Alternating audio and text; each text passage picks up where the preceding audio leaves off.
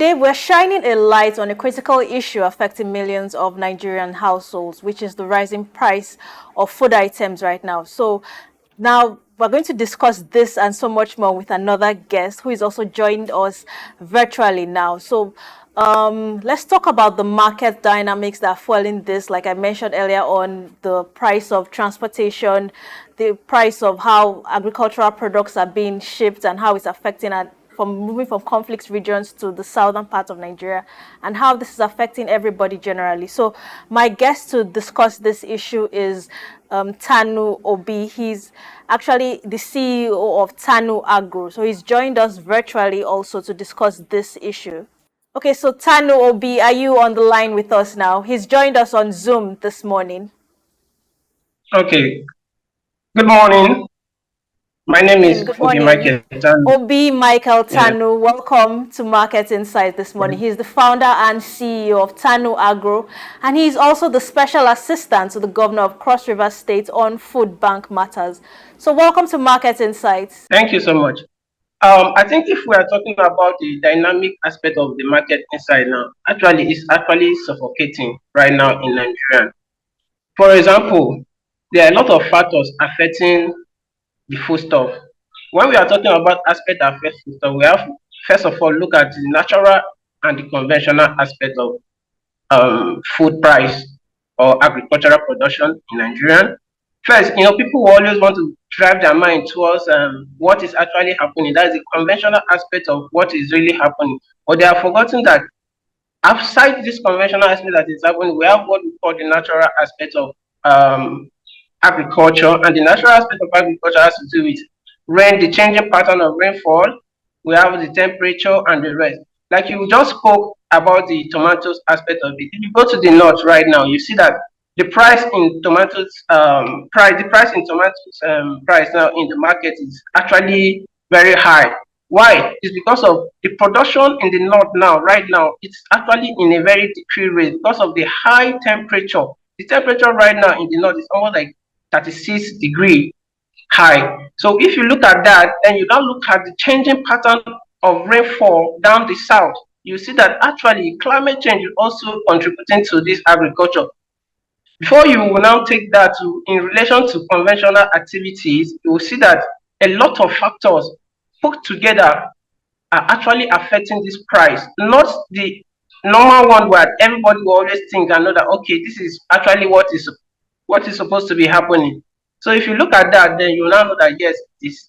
Now I will just give you a shot, because you see now in the south, the price of maize is going to skyrocket because of the lack of rain. If you see that there is no maize recently in this time, so when you are saying that, you now know. Now outside that, if you're given the other part of the aspect, you see that the price of foodstuff is in high rate due to a lot of factors: transportation, removal of subsidy.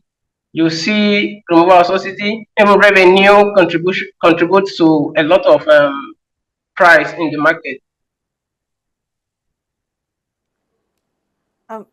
Thank you. Are you still there, Tanu Michael Obi?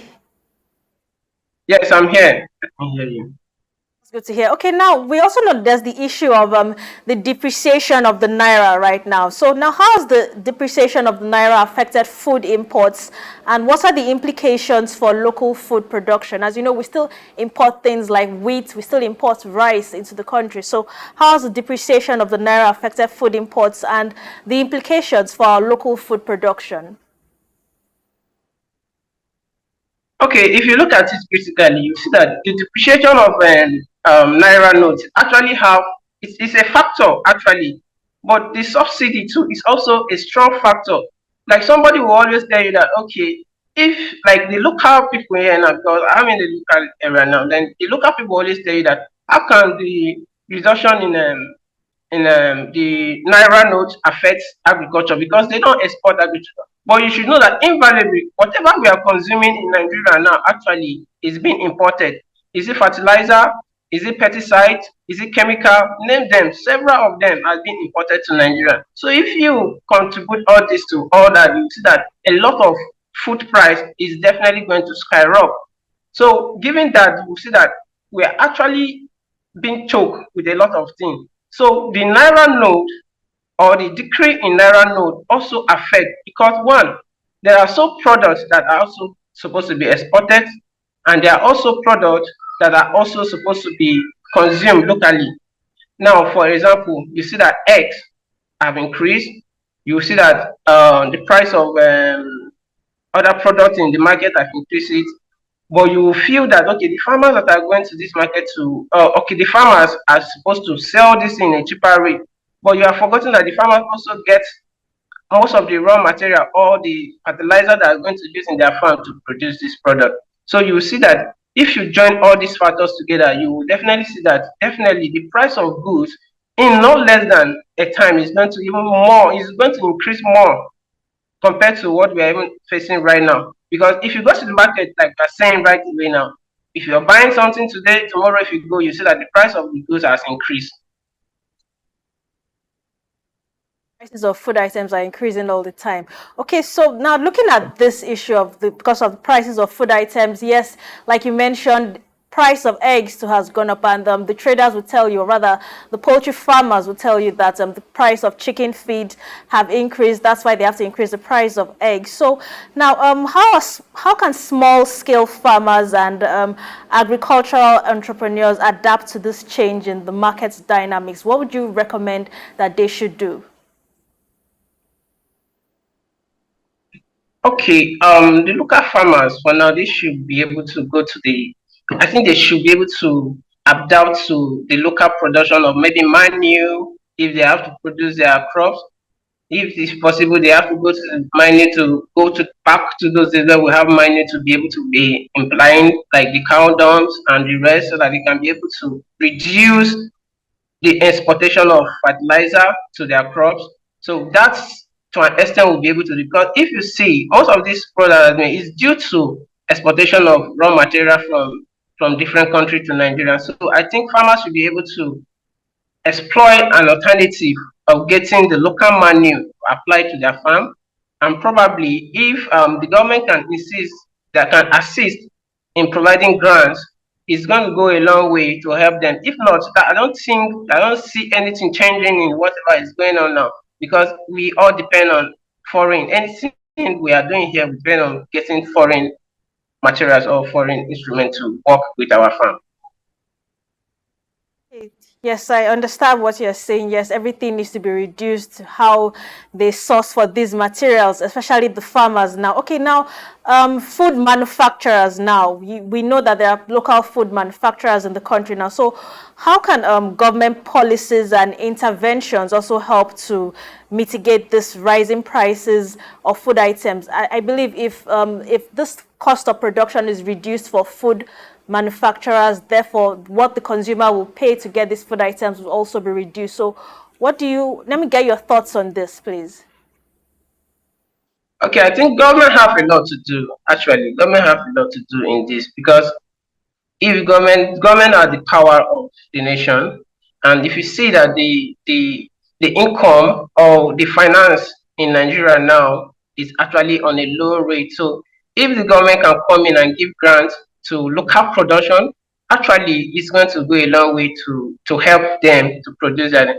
Okay, like if you go to other nations or where you see that farmers are given a top priority of whatever they are producing, you see that if the farmers and government can relate, have a cordial relationship on how to be producing this product. They set a centralized market that those manufacturers that are producing, they buy them from them and actually distribute them on their way. So it's more like the government paying the manufacturers of this product, and actually it's going to reach. And when government come in, they are going to step down the price of whatever they are buying. So government has to do a lot, that because agriculture is another aspect in Nigeria that is it's a big one that government have to look into it. So government have to come in by participating with the local manufacturers. Now, yes, government policy has a very strong role to play in this. Okay, now, what would you also suggest as to some potential long-term and short-term solutions to address the issue of food insecurity in Nigeria? Okay, grants. I think I will should get that government should produce grants They should have adequate educational facility on ground, because actually what I'm saying is that you see that there are most crops that are produced in the north that actually can be produced in the southern part. So we are also just dependent in a particular region producing a particular product in that particular place. And the cost of transporting tomato from the north to the south, tomatoes in the north, in the south do more better than in the north. So education has to be put in place so that we can see to this. Then transportation facility has to also be put in place, like good road. The good road has a lot to do. You're transporting your product and there's a bad road, you can spend more than a month bringing the product from different way to this thing. So if good road can be also be provided to most of these things, it's going to help. So if you see, there are some vehicles that maybe they are transporting their products from the north here, they get accident. Those things can rob a lot of produce from the market. So government should provide that better manure seed. They should provide grains, fertilizer, on a very low rate. Yeah, if I should take you back to what we are doing there, like the cocoa production, you see that sometimes we buy chemical that they will tell you that this chemical is not for sale. It's not for sale, and those chemicals are being displayed. Like in Ghana, it's free. In Africa, it's free, but we buy them in Nigeria. So if government can come in with that, they produce all those things. I think that is one of the basic things that government have to look into. If they can be able to take the pains and just provide these things to the farmers, I think it's going to go a long way to help, and it will reduce. Farmers are not in the pressure to be able to say, okay, we have to skyrocket this thing. It is what based on what they are producing. If you look at the labor they produce, the human resource labor is high now because, yeah, thank you. No, you are going to say something, please. You just stopped abruptly. Okay, yes, I was trying to say that human resource is in a high rate. When we talk about human resource, it's the workers you have to put in your farms so that they can work with. So if government can be able to relay with all those workers, have a statistic doctors with farmers, register farmers, accurate register farmers, they know how many workers you have and they have to assist you in that. Then you will now see that most of those workers you are having, you have to pay them because it's a hard labor they are applying. So you see that the human resource so is also a factor. And also government also have to put a centralized revenue collection.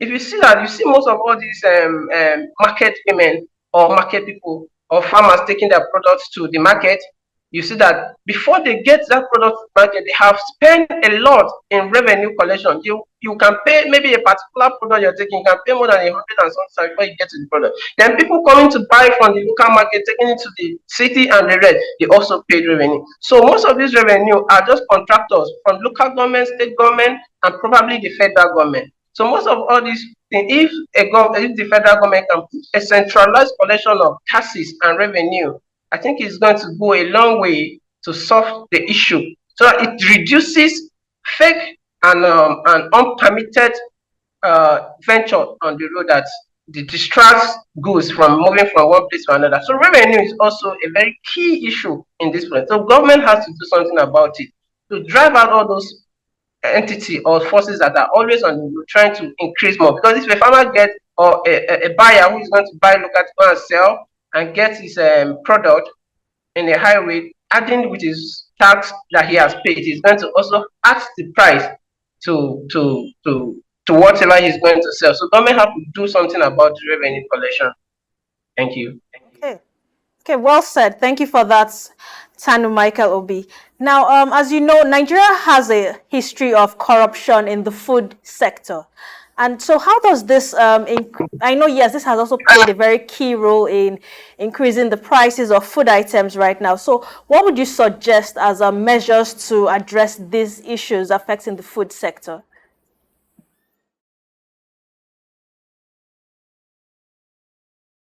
We actually read, you see everybody saying corruption and corruption. So if probably this corruption we are saying is actually that you see that government don't really pay attention to a lot of key things. Now it is a kind of a man no man thing in Nigeria. But if key people are supposed to be put in place to reduce this corruption aspect. Because even when we are talking about government putting these policies in places and the rest, corruption too will also play a key. So we should leave sentiment outside. We should leave sentiment outside and actually focus on the life. People should actually look and see that yes, really, this thing is really affecting a lot of families, it's affecting a lot of Nigeria, and we are being in a choke rate. So if we can do away with the corruption, like okay, for example, government should be able to recruit people that they don't know, not nominating people that okay, it is a man no man, because it's still going to continue. Even this implementation of policies are being put in place, but the process of godfatherism and all that, knowing this, is going to still skyrocket. So we have to just have a God-fearing mind to see that okay, if this thing is being put in place or being placed in your hands, you should be able to take care of it. Okay, so we need to be more genuine with our the kind of what the goals that government set out to do and put the right people in the right place. Yes, that's very true. Now, let's talk about the insecurity in northern Nigeria, and it's also, it's affecting food production in the country right now, and especially the conflicts between farmers and herders now. Now, this conflict has been going on for quite some time right now, for a few years now. Now, how do we find solutions to this conflict? To be very honest with you, permanent solutions to this conflict that will promote peaceful coexistence between both the farmers and the herders, that will enable a continuous food production in the country, that there will be no issues of farmers being scared to go to the farms because of getting attacked while they're on their farmland. So what permanent solutions would you recommend? I think this aspect has to do with the local government, because local government is another arm of government. Because if you look at it, the local government or the localists are the one living with people with insecurity. They know them hand to hand. I don't think in most part of Nigeria this can happen. If definitely we know that these are the people are doing, somebody from the south cannot go to the north to go and become a Boko Haram headsman and whatever is supposed to be. So local government have to put in place more socially vigilante, and those vigilantes have to be people that are strong. They have the community at heart. They have to exploit no matter what possible it is. Bringing somebody from as far as this thing, like it's not going to me, my opinion, is not going to help any matters at all. Because now government, if putting all those vigilance of places in place, they should also enforce them and also be able to fund it so that people can go in, because it is the people in the rural area that can be able to look into. So I'm suggesting that the government should also look into the local security. The local security should be able to do this work so that people who are farming in those farmland, they can be able to return back to their farmland. Okay, so improvements in our local security. Okay, so now and also I want to ask you now, how can increased support for local farmers also improve infrastructure, help mitigate those challenges of the high cost of food prices right now? Because farmers need to have they need to have some form of assistance, financial assistance, financial also assistance when it comes to technology in farming. So what measures would you suggest that the government should help to assist farmers to mitigate these challenges in local food production? Okay. If you see in Nigeria, we have like 70% of Nigeria are into farming activity. But if you look at this 70%, most especially a lot of them are subsidiary farmers. We don't have mechanized farming a lot. So doing mechanized farming has to do with those who have a lot of money to be able to go into buying of sophisticated machines to be able to produce their product. So now government should be able to form cooperative in this aspect. It should form cooperative so that the farmer can be able to relate, so that they know which farmers are really registered, so that they can fund them. So if you see, subsidiary application is what we have been practicing for a very long time. So if you see the fruit coming out from this, it's not enough to serve the nation.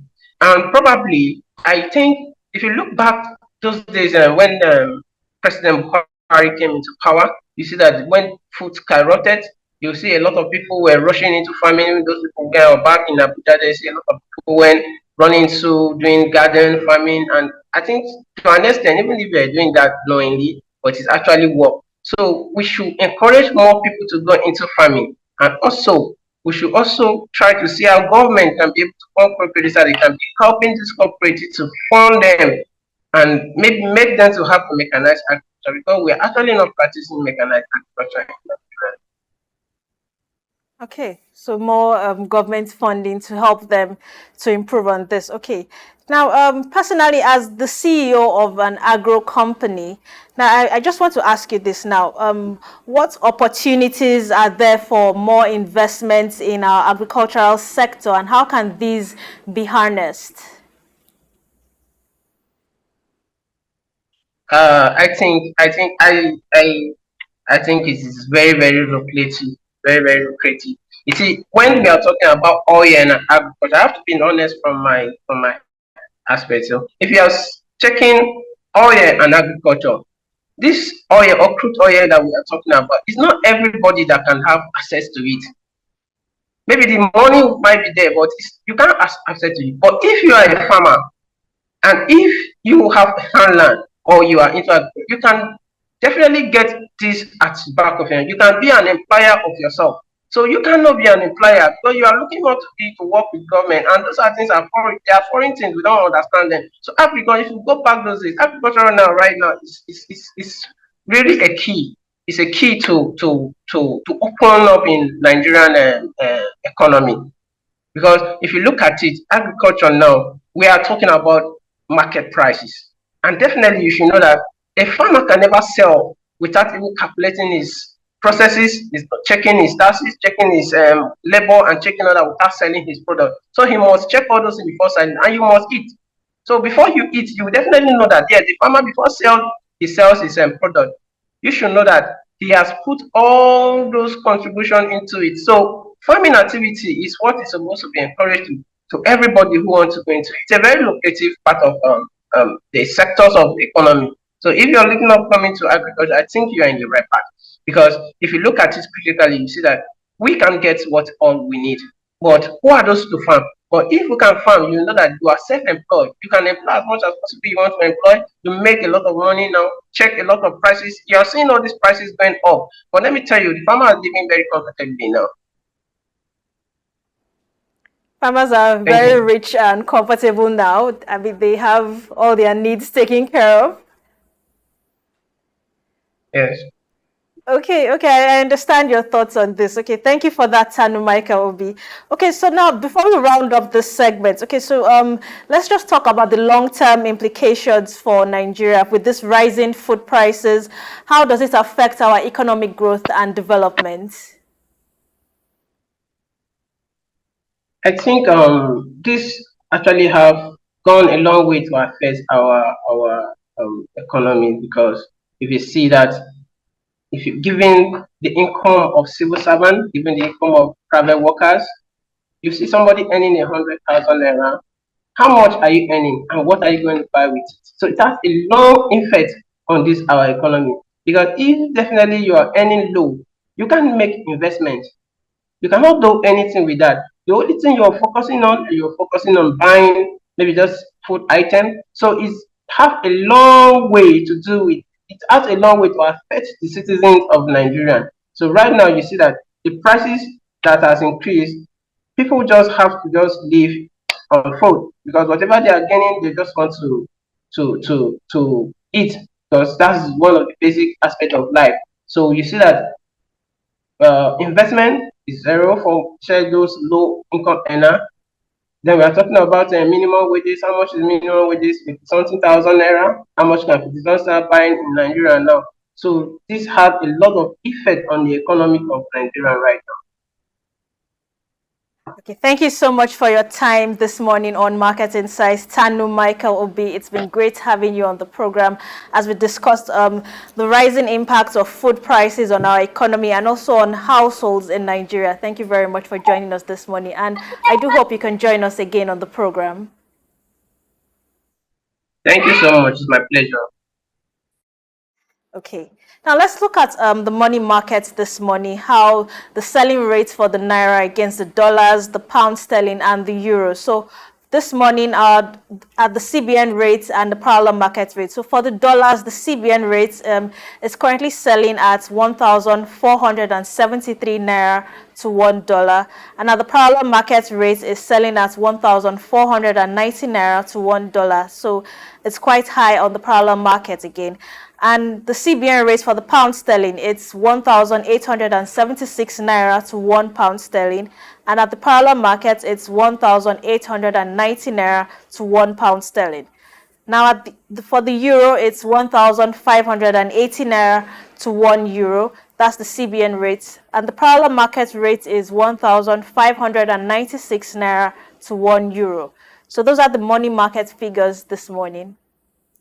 So thank you so much for watching Market Insights this morning. So from what my guests said, both Mr. Chinyonye and also Mr. Michael Tanu Obi, the rising food prices have multiple challenges, and we need solutions that can address the root causes of this. Permanent solutions, for example, investing in sustainable agricultural practices and also strengthen the local supply chains. Only then can we ensure that Nigerian households have access to affordable and nutritious food. Many thanks for watching the program. Do stay tuned to the news updates on Sook News Television. I am Lavina Emma.